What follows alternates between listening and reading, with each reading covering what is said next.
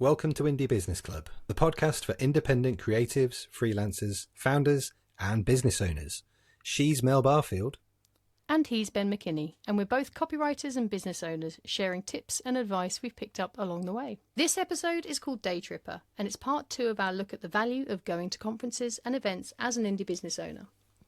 On the show, we'll discuss which events we're going to this year, what our LinkedIn pals think of conferences, and how to choose what's the best event for you.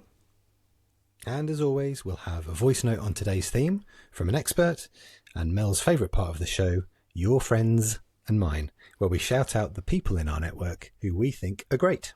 Conferences then, Mel. We've already done this one. Why are we doing it again? Well, we had a lot of lovely comments on LinkedIn from people, because I put it out there, conferences, yay or nay, or something like that, to ask people's opinion. And I thought it would be nice to do a little follow-up episode. Did you go viral? Not quite. I'm still not entirely sure what constitutes going viral, but it certainly wasn't that big. There were lots of comments. It was popular though, wasn't it? Yeah, it was really popular. Yeah, we had a few event organisers in the comments, like pulling up a chair with the popcorn. That gif. Yeah. Going like, oh, let's see what are the people saying. But we've got a really good voice note today. Would you like to start with the voice note, or should we do some comments first? No, let's start with the voice note, because I think otherwise we could run on a bit. Because there was a lot of comments. Let's keep it tight. Yeah, let's go for the voice note. It's another really good one. It's from Susie Palmer-Trew, a change management specialist and event speaker who runs Growth Club, a membership group for ambitious change professionals. Let's hear what she had to say about conferences. Hey, Ben and Mel. Conferences for me have been massively game-changing for years, but it took me a while to learn what I think are probably my 3 favourite lessons. When I first started going to conferences, I'd go to conferences where my mates were, where my peers were, and I'd have a really great time, but I'd leave that conference having not connected with anybody who was a decision maker, so nobody who could actually buy my services. So I had a great time, but my business did not. So now I try and target conferences and events for 2 very different reasons. 1, to grow my business, 2, to grow myself. And that means that I face into events and decisions and ticket prices very, very differently. The second part is speaking at conferences. I've spoken at conferences for about 5 years now. And again, I had to change my tact. So when I go to conferences, and it is mainly my peers, people who do what I do, people who sell what I sell, I make sure that they leave that event challenged to think and do differently. I want their practice to be improved because of that 45 minutes that they spent with me. Whereas if I'm at a conference where it's mainly decision makers, where it's the people that I want to spend their money with me, I focus on making sure that they really, really understand the problems they are facing into and how to solve them. And more importantly, make sure that I am the person that they want to solve them with. It's a really different tact, and it requires a different type of tenacity. It's not necessarily always the most fun, but it is often the most beneficial for my business. And then like the third point is, don't always go where you've always been. Like just because your sector or your business type has a conference, that doesn't necessarily mean they're your ideal client. It doesn't necessarily mean they're the people that need to hear from you most. So I think outside of the proverbial box, about different sectors, different ideas and different setups that might help you grow as an individual in terms of stretching your own talent and your own capability, but also that might connect you with other people that help you think and do differently because of how they think and what they do. And my 4th lesson, although this wasn't necessarily included in the list, is never have too many beers at lunchtime. That never, ever ends well. You can find Susie on LinkedIn and her website, everyday-change.com. There'll be a link to that site and to her LinkedIn profile in the show notes. Thanks, Super Trooper. Loads to unpack in there. Tons. What immense Susie. Value. Just on that last point, I'm very glad, I might have mentioned before that I don't drink anymore.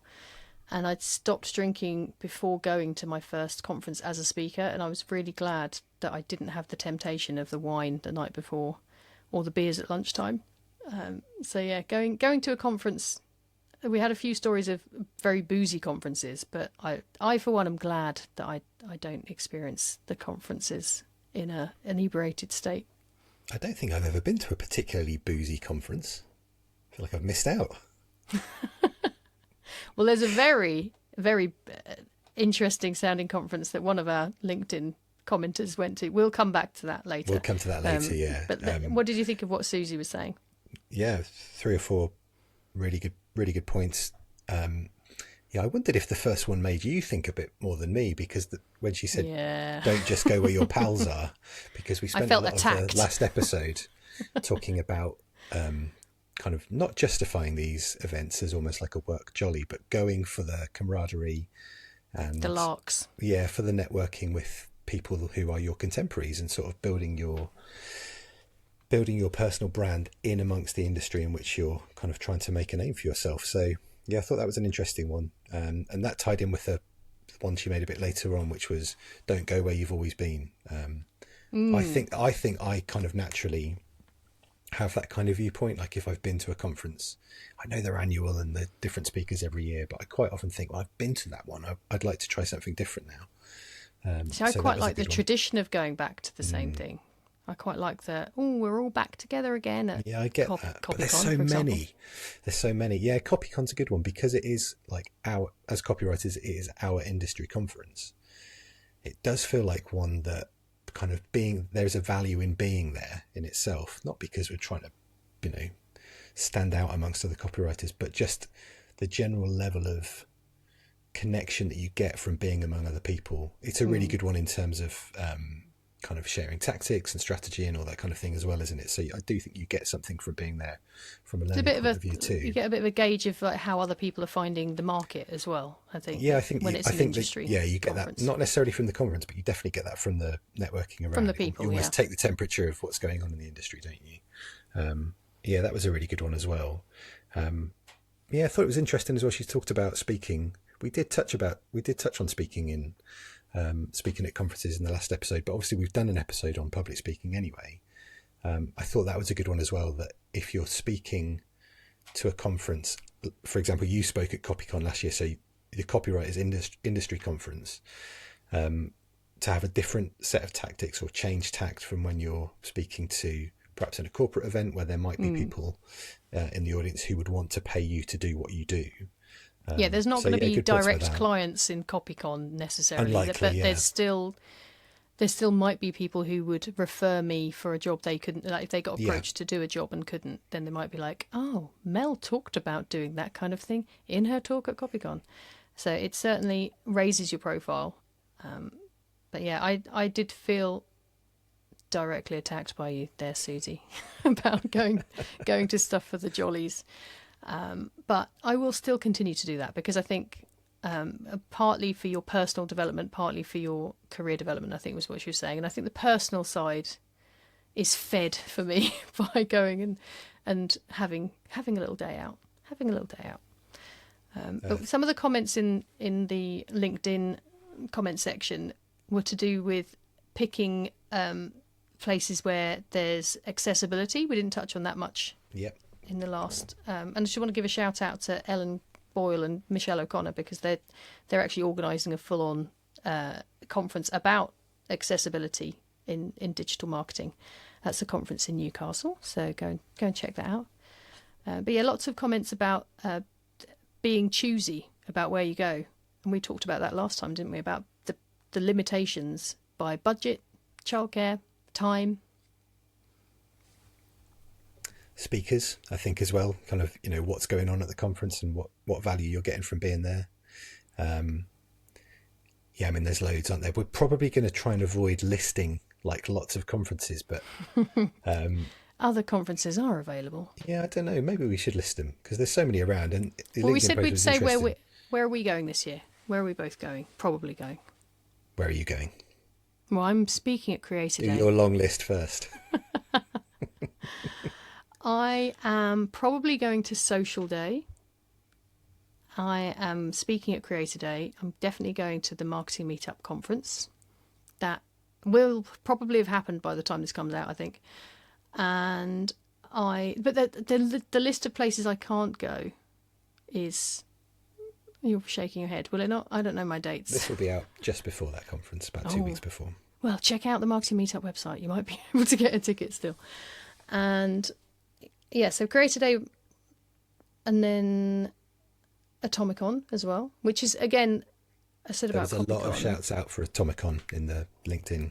That's another one that post. feels like a nice tradition, almost. I've only been once, but it already feels like it's because you can get there on the Sunday and the event's on Tuesday, so you end up with a nice chunk of time just in Newcastle, the home of your ancestors, Ben. And I can't think of any others further into the year. Probably going to go to Copycon. I think we'll probably go to that. I don't know. What do you think? Do you think we'll go to Copycon this year? I mean, I can go without you and you can go without me, but... Are we going to go? Should we go? Yeah, I'd like to go. I mean, travel's the big thing for me. You know, living over in Norwich, it is further to go to Copycon's in Manchester this year, so it kind of adds on to the... You're going to go via Peterborough? We're going to go on the train? That's where I'll get on. I haven't checked my trains yet. Yeah, so I think I would like to go. Again, I didn't go last year because we just had the baby. I think it's one of those things that it's a nice thing to go and be amongst your people. That's what you get from or that's what I get from Copycon anyway. So yeah, it's a different format this year. It's over 2 days, which is really good, and I'm kind of broadly very supportive of it and impressed by the organisation always. But again, it just makes it slightly more difficult to get. That's probably 3 nights away for me, and I'm not sure whether that's doable. I'm not sure whether I want to do that, you know, kind of go away for a 3-night stay away without my family. But quite often conferences are never in school holidays, aren't they? For good reason, because people wouldn't book them. But it would make life a lot easier for me. It would make it for you. For me, it would make it harder. So because I'd have to, instead of only needing to have the ask of someone else doing the school run, I'd need the ask of someone else looking after the children at home all day. So yeah, we're opposites. Yes, I realise I'm in the minority there. And Andrew Pickering, who organises the aforementioned Atomicon, says, I always get my best ideas at conferences. Just removing myself from the business and having time to think and be inspired is invaluable. And that's something we said last time, was it's not just about going and seeing speakers. It's about removing yourself from the daily grind of business ownership and having that time out to think. And for me, it's also speaking with the other people, my mates. So the jolly part is useful, you know?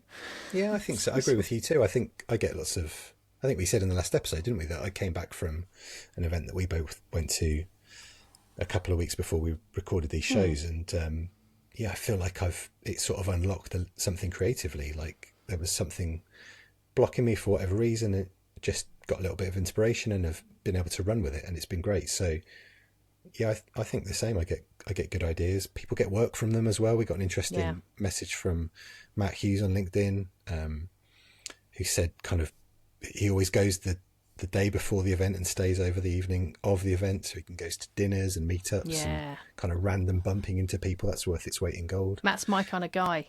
I guess that's what I like doing as well. So that can directly lead to kind of, you know, business. It's almost like a good place to do business, I suppose, with people.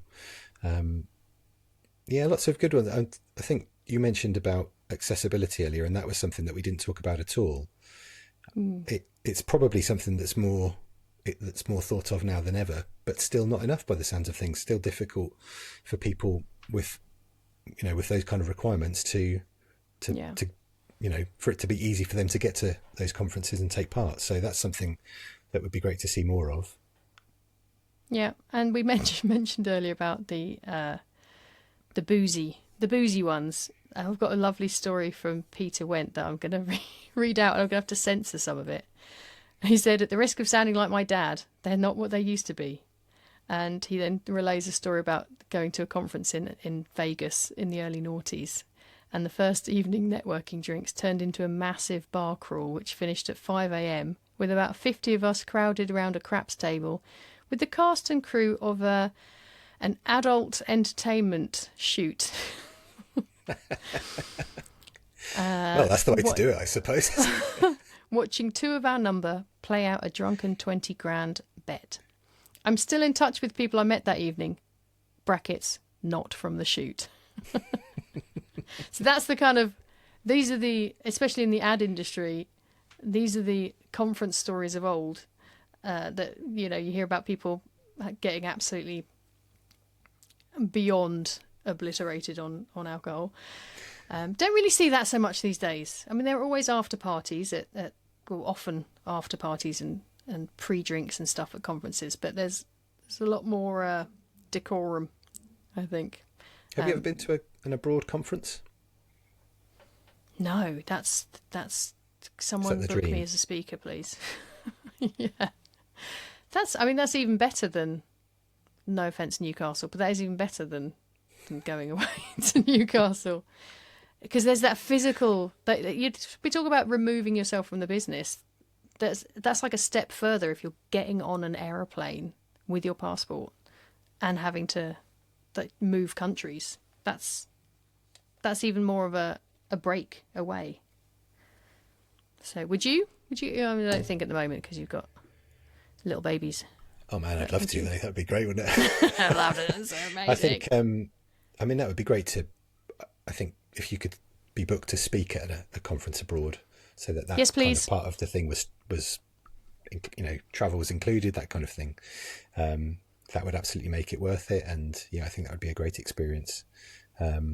Tox Coyle, one of the Freelancer Mag co-work crew hosts, and involved in Atomicon as well. She mentioned in her message to your LinkedIn post that she's off to I know conference in Thailand. It's like that lovely. Is how to do it, Tox.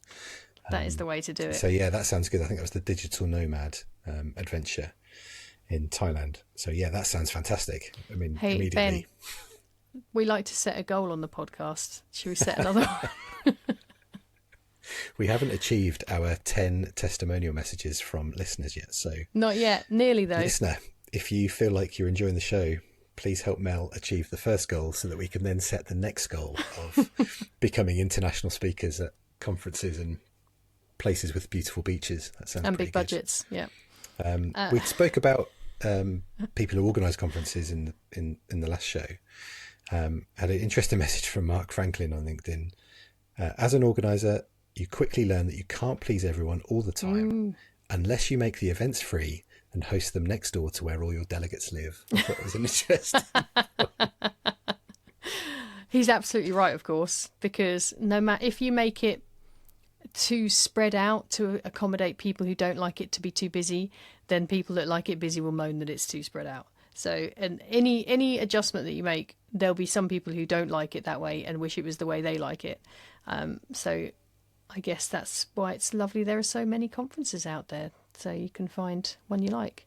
We had a few messages mentioning potential for a freelancer rate that actually, if you're paid for by your employer out of the PDR budget, that it's just a question of, can I go to this event? Yes, there's enough budget, off you go. Whereas when you an indie business owner, self-employed, you work for yourself, it's your money you're paying. So for the more expensive conference tickets, and we touched on price in the last episode, when it is your money and coming out of your business, it is a decision that you've got to make, isn't it? And actually, if you're looking at conferences that are up to £2,000 for a couple of days plus your travel and accommodation, it's going to be, you've got to get something, it's got to be worth tangible. It, yeah, there's got to be something that comes from it.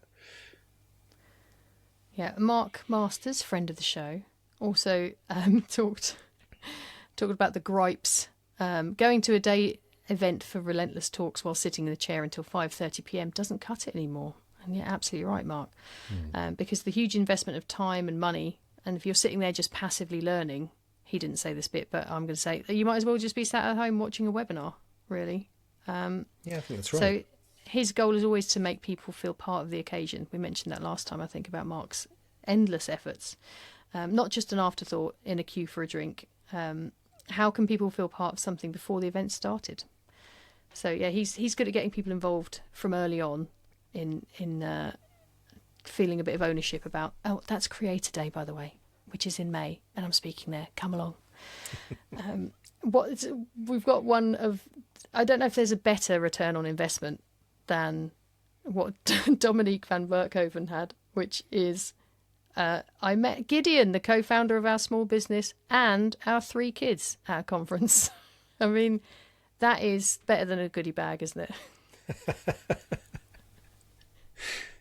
Lastly, I just want to mention another thing you can come away from a conference with, especially if you're working there like as a speaker, or Katie Needle mentions being a photographer at conferences, which is that you get the gossip, the behind the scenes gossip. If you're like a speaker, or you're in the green room, you're milling around, you volunteered to help or whatever it is, you get to hear all the good stuff about like who's a massive diva, which speaker was terrible at communicating, getting back their speaker pack, who's made outrageous demands, who's turning up late. So that's one of my favourite bits about speaking at a conference, because I get in there. Biggest rider. That's what I'd like to know. Yeah. Who's asked for the brown M&Ms in a brandy glass? Yeah. So yeah, it can be. That's something else to take away. The memories of bonding over gossip. Ben. Let's move on to your favourite part of the show, Mel. I was going to say, your friend and mine feature. I feel like we've led people to believe that there is a your friend and mine. We're going to cheat this time, aren't we? We are. Your friends and mine this time are all the people from LinkedIn that we've mentioned. Yay! You're all friends of the show now, whether you like it or not. And that'll do for today. If you're enjoying the show, there are a few ways that you can support us. You can subscribe wherever you get your podcasts. And if you're listening on Apple Podcasts or Amazon, you can leave us a review. We're both on LinkedIn. I'm Mel Barfield and he's Ben McKinney. So you can connect with us there. And if you'd like to leave us a testimonial, then that would be much appreciated. And if you're really enjoying the show, you can buy us a coffee at ko-fi.com/Indie Business Club. Ko-fi is KO-FI. And every penny of your contributions helps us to keep making the show. Thanks for listening, everyone. Bye.